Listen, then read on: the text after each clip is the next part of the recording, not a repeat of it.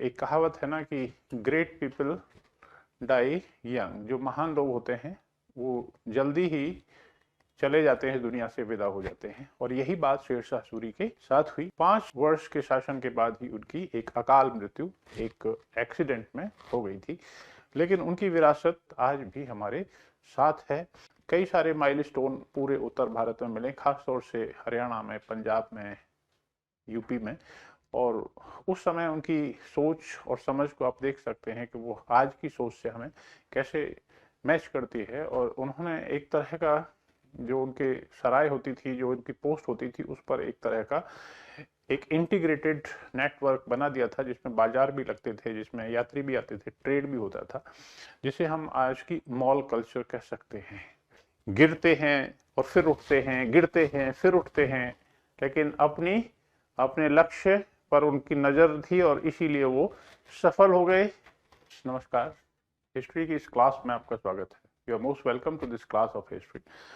Today we will discuss the administrative genius that was known as Sher Shah Suri. Sher Shah Suri के बारे में कहा जाता है कि इस अफगान पठान से ज्यादा बुद्धिमत्ता शासन में किसी और ने नहीं दिखाई। ये मैं नहीं कह रहा, ये एच.जी. कीने नामक एक इतिहासकार हैं, उन्होंने कहा है।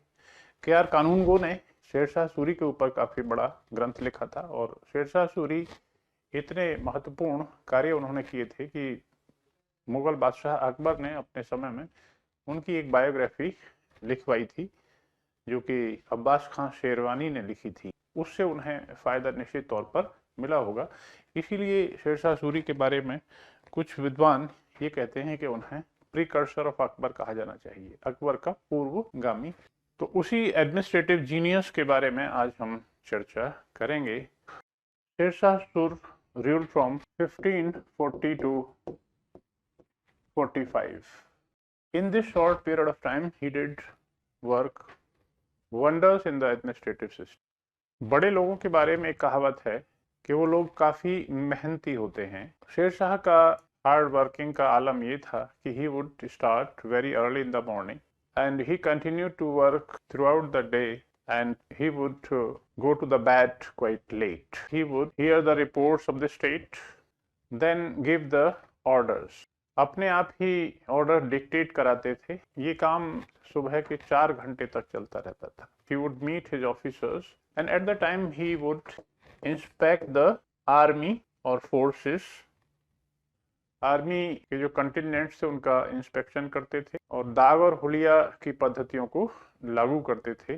शेरशाह की आर्मी जो थी, कैवेलरी खास तौर से 150,000 की थी। It was paid directly by the state, ताकि कोई घपला, कोई गड़बड़, कोई घोटाला, कोई सेनापति ना कर सके। So in his time army became a very efficient engine of fighting.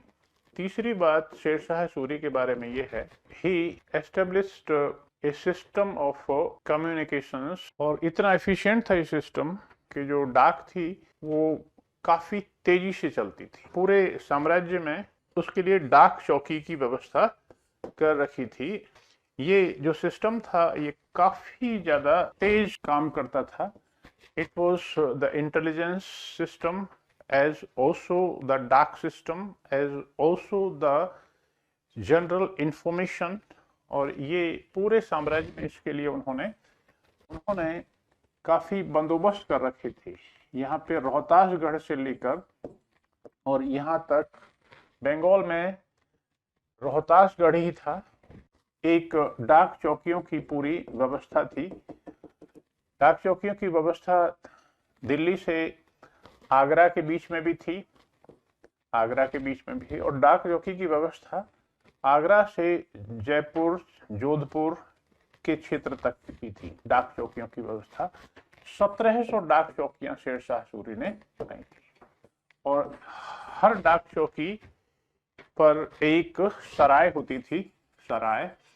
और इस सराय यानी सराय का मतलब रेस्ट हाउस। जीवन भी एक सराय है। शेरशाह सूरी संभवतः इस बात को अच्छी तरह जानते थे। ये सराय बहुत ही अच्छी तरह से निर्मित की जाती थी। इनमें ठहरने का, रुकने का पूरा बंदोबस्त था। हिंदुओं के लिए अलग से बंदोबस्त था, मुसलमानों के लिए अलग से बंदोबस्त था। मुसलमानों के लिए एक वहां पर मस्जिद होती थी, पूरा लंगर होता था। हिंदुओं के लिए हिंदू ब्राह्मण व्यवस्था करते थे, मुसलमानों के लिए मुस्लिम व्यवस्था करते थे। जमीनें जो आसपास की होती थी, आसपास के गांव की होती थी, उसी सराय के खर्चे के लिए दान में, अनुदान में दी जाती थी। और सराय was also a market place, वहां पे व्यापारी भी ठहरते थे। व्यापारियों को वहां पर एक तरह से सुरक्षा भी मिलती थी, संतोष भी मिलता था, खाना भी मिलता था।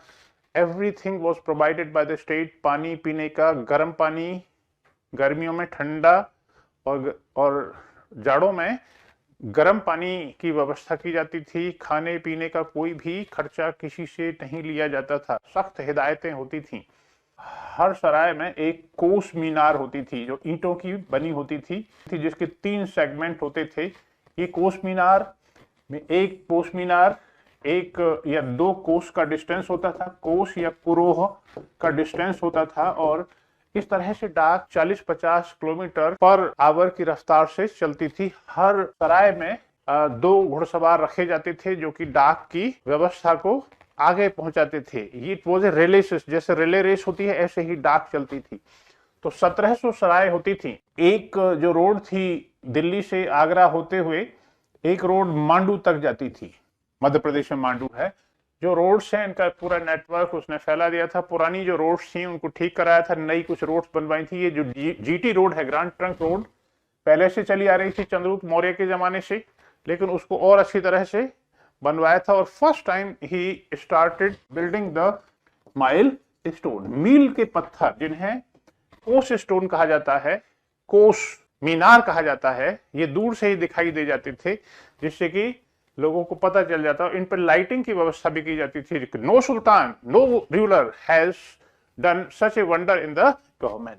तो शेरशाह सूरी के बारे में जो तीसरी बात है कि उन्होंने ये समझ लिया था कि किसी भी साम्राज्य, किसी भी राज्य की प्रोग्रेस का आधार है उसकी सड़कें, उसकी व्यवस्थाएं। आज भी हम देखेंगे तो भारत में मिस्टर गडकरी जो हैं, जो हमारे कैबिनेट मिनिस्टर हैं भारत के, तो उनके देखरेख में सड़कों का जाल बहुत तेजी से फैलाया जा रहा है। ये जो सड़कें हैं इनको केआर कानूनगो ने कहा था आर्टरीज ऑफ द एम्पायर। इसी सड़कों के जाल से व्यापार वाणिज्य आराम से चलता है। जो आसपास की, मान लो एक सराय है तो उसके आसपास के गांवों से वहां पर सामान लाया जाता था, तो वो एक मार्केट के केंद्र भी बन गए थे। That was the wonder of the time in which Sher Shah lived. एक और अचीवमेंट जो माना जाता है वो है कि उन्होंने जो दिल्ली सल्तनत की शासन व्यवस्था थी उसमें कोई ज्यादा फेरबदल नहीं किया था।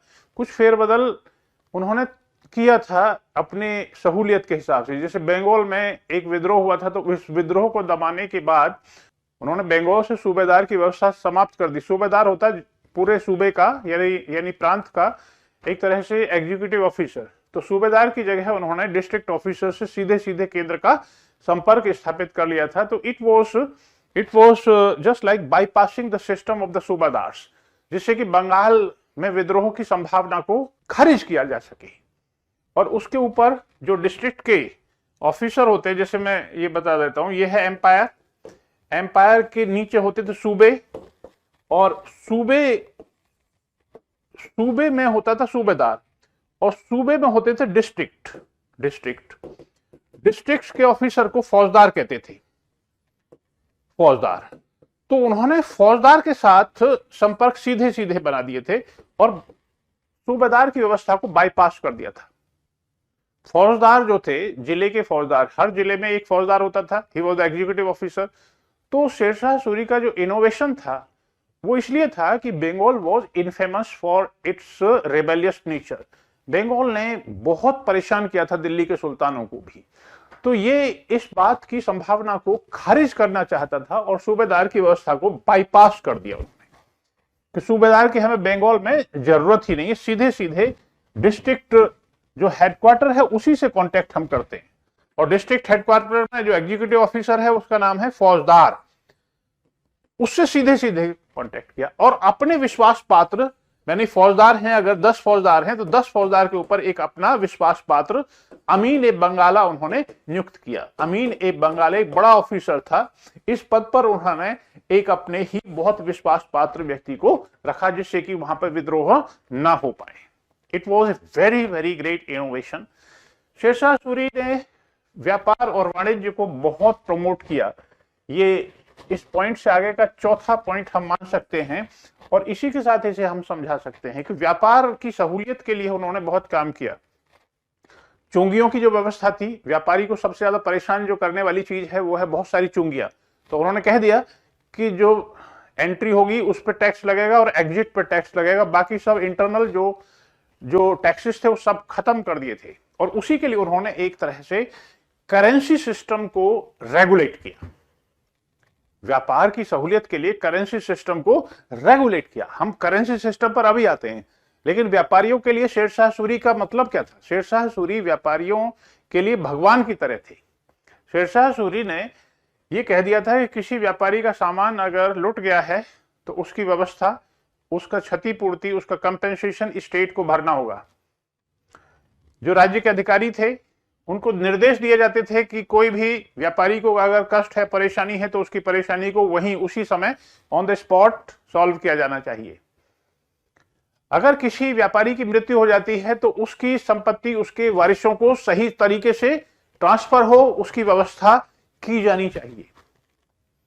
तो शेरशाह सूरी जो था उसने व्यापारियों के लिए बहुत काम किया था। और मैंने अभी बताया है कि जो इनके सराय थी, they were the centres of trade also, ये व्यापारियों के केंद्र बन गए थे। इन सरायों में जो सराय के कीपर थे उनको हिदायत थी कि व्यापारियों को इन सरायों में पूरी सुविधाएं निःशुल्क प्रदान की जाएं।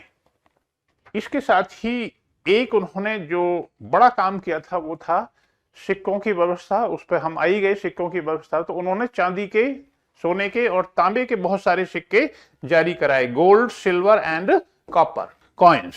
और शेरशाह के सिक्के जो हैं वो बहुत ही कलात्मक सिक्के हैं। उनका जो चांदी का सिक्का है उसे रुपया कहा जाता था। चांदी का जो रुपी है वो स्टैंडर्ड करेंसी था।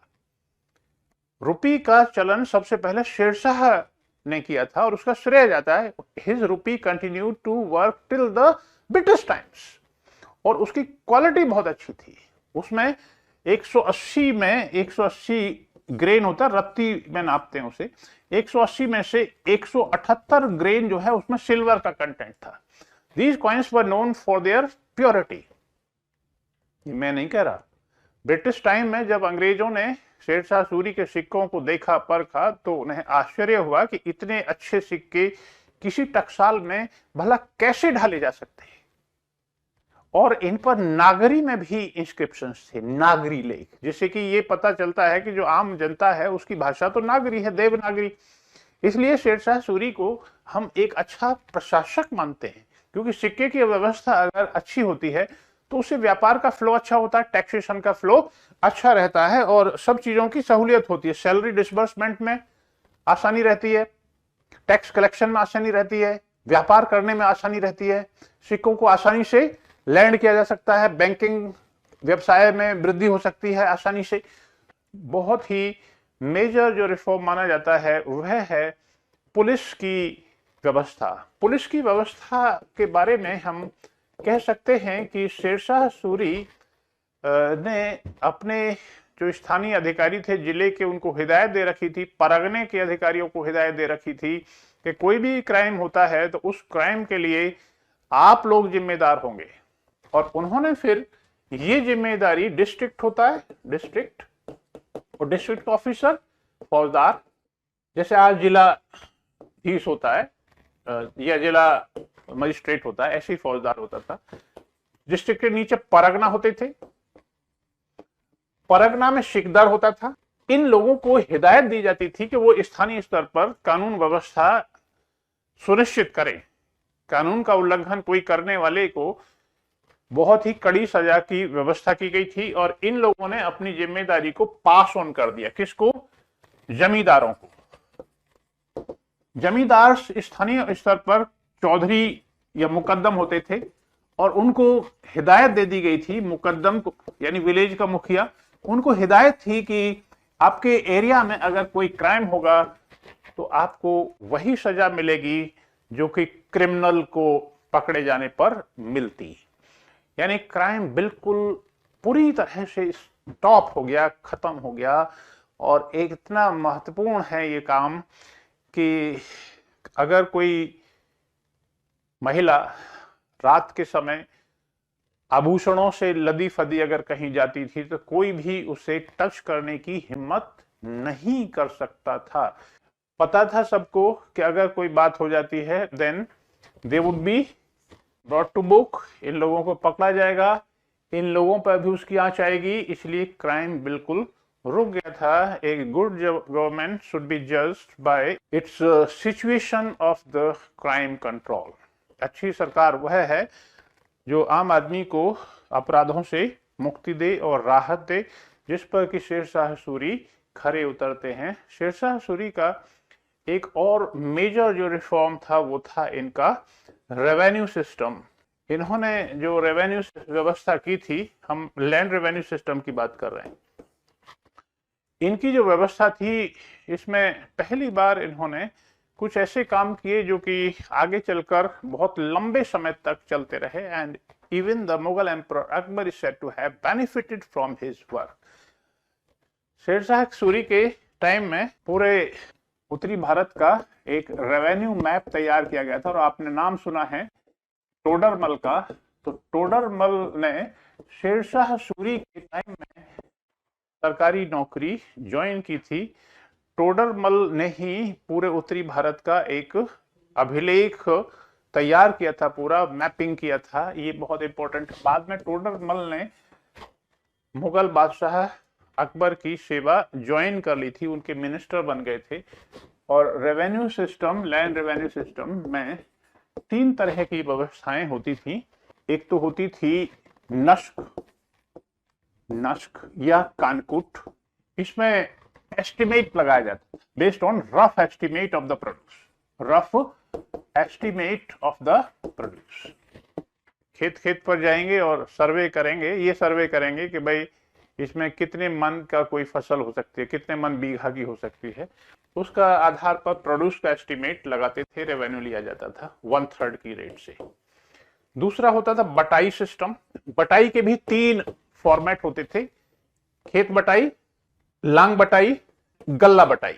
तीसरा जो सबसे महत्वपूर्ण जो बिंदु है वो है जब्त सिस्टम। जब्ती सिस्टम के 2 इंग्रेडिएंट्स हैं। 1 नकदी सिस्टम, नकदी मींस कैश। दूसरा है measurement of land, crop and productivity.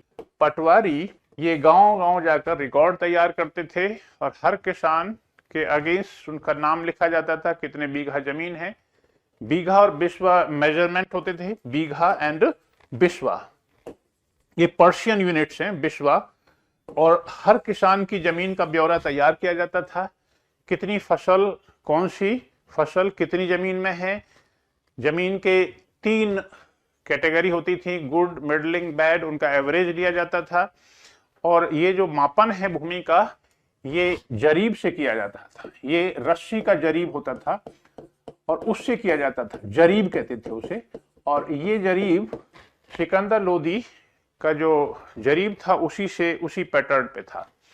इस जरीब की मदद से वो किया जाता था, मापन किया जाता था, रिकॉर्ड दर्ज किए जाते थे। और पटवारी परगने के अधिकारियों को, वहां के अमीन होते थे, कानून को होते थे, उनको रिकॉर्ड हैंडओवर कर देते थे। और उन रिकॉर्डों के आधार पर राजस्व की डिमांड है उसका कैलकुलेशन किया जाता था, कंप्यूटेशन किया जाता था। और उससे 2 तरह के डॉक्यूमेंट्स बनाए जाते थे।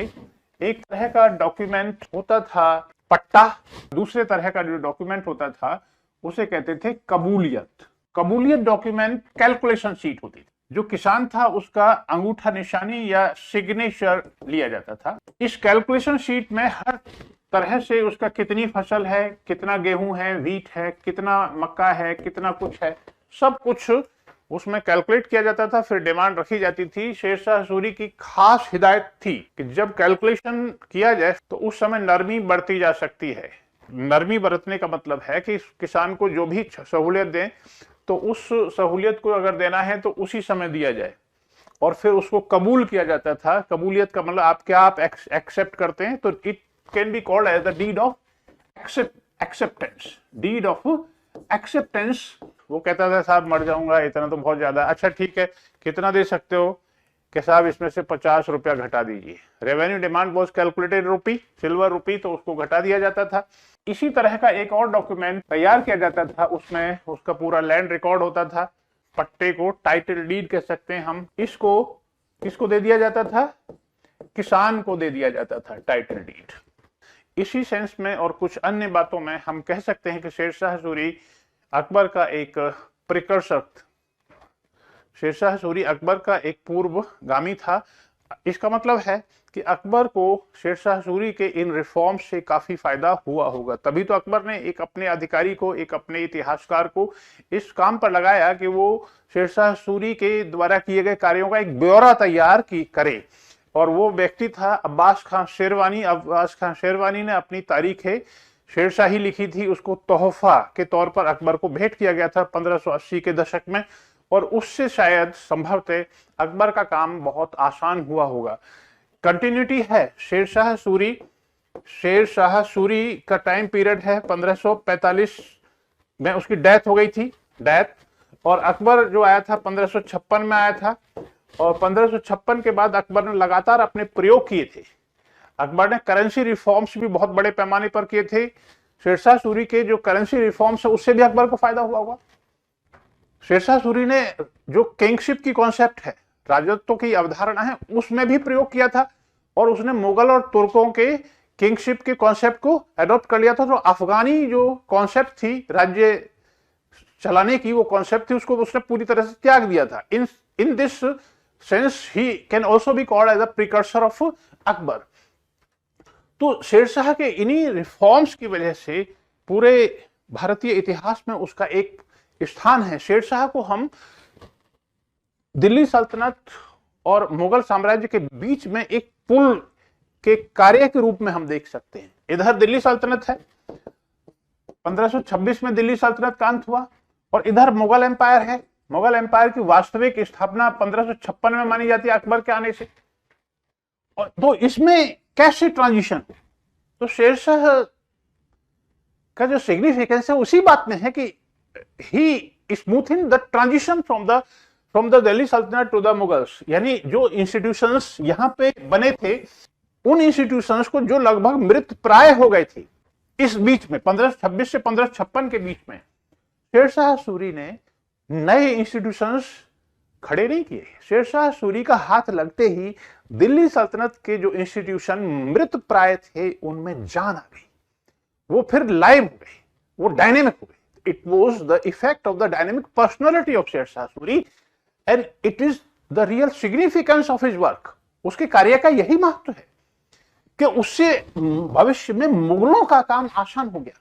अगर शेरशाह सूरी नहीं आता बीच में तो संभवतः मुगल बादशाह अकबर को उसके सामने इतनी आसानी नहीं होती। बहुत सारे मामलों में शेरशाह सूरी ने मुगल बादशाह अकबर को राह दिखाई, लेकिन कहीं किन्हीं बहुत सारे मामलों में अकबर और शेरशाह की तुलना नहीं कर सकते।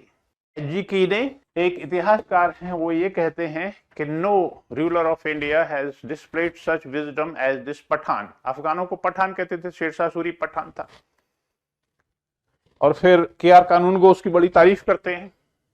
लेकिन एक आर.पी. त्रिपाठी हुए, ये इलाहाबाद के एक बड़े प्रोफेसर थे, इलाहाबाद यूनिवर्सिटी से भी जुड़े रहे थे। आर.पी. त्रिपाठी ने कहा है कि अकबर की महानता, अकबर के कार्यों की हर कार्य का श्रेय शेरशाह को देने की कोई आवश्यकता नहीं है। वो ये कहता है कि शेरशाह सूरी में अकबर की महानता का 1000वां हिस्सा भी नहीं था। तो हर मामले में शेरशाह उनका पूर्वगामी हो जाएगा, इस बात को स्थापित करने की आवश्यकता ही नहीं है। और फिर एक यूएन डे नामक इतिहासकार हुए हैं, यूएन डे। उन्होंने ऐसी बहुत सारी बातें लिखी हैं जो कि शेरशाह सूरी के खिलाफ जाती हैं। एक उनकी अच्छी बात यह बताई जाती है शेरशाह सूरी की, वे अपने अधिकारियों का 2-3 साल में ट्रांसफर कर देते। Transferring the government officers in A time period of 2 or 3 years is a good principle of the public administration. तो अच्छी बात बताई जाती है। लेकिन एक जगह पर शेरशाह सूरी के बारे में लिखा है, उन्हीं के कथन है, और ये कथन क्योट किया है यूएन डे ने। उसमें लिखा है कि आई ट्रांसफर माई आमिल्स, जो परागने का जो रेवेन्यू ऑफिसर होता था हाईएस्ट, उसे आमिल कहते हैं। आई ट्रांसफर माई आमिल्स after every 2-3 years from one paragana to another paragana, so that this should also prosper from the prosperity of the paragana. यानी वो भी उस फायदे में से अपना हिस्सा ले सकें, क्योंकि परगने की सरकार में बड़ा मुनाफा है। तो जब इस तरह की बातें सामने आती हैं तो एक प्रश्न चिन्ह जरूर लग जाता है। तो शेरशाह सूरी की पर्सनालिटी को हम उसी सेंस में, उसी कॉन्टेक्स्ट में जज करेंगे जिसमें कि वो हुआ था।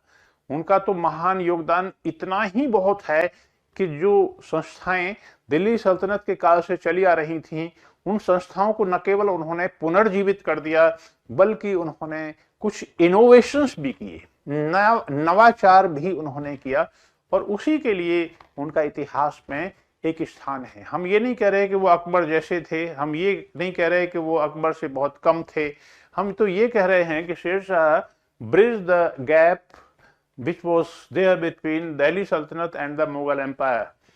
दो तरह की परिस्थितियों के बीच में उन्होंने एक गैप को भरने का काम किया। That is the significance of Sher Shah Suri's administration. बड़ा रोचक है कि शेरशाह सूरी के विषय में कहा जाता है कि उनके व्यक्तित्व में बाघ और लोमड़ी का चरित्र का मिश्रण है, गुणों का मिश्रण है। It is the irony that due to an fateful accident in 1545 उनकी डेथ हो गई, otherwise the history of India would have been something different. तो इसी के साथ मैं इस वीडियो से विदा लेता हूं। आपको वीडियो कैसा लगा जरूर लिखें। एक अन्य रोचक वीडियो के साथ मैं फिर जल्दी ही आपसे भेंट करूंगा। तब तक के लिए धन्यवाद।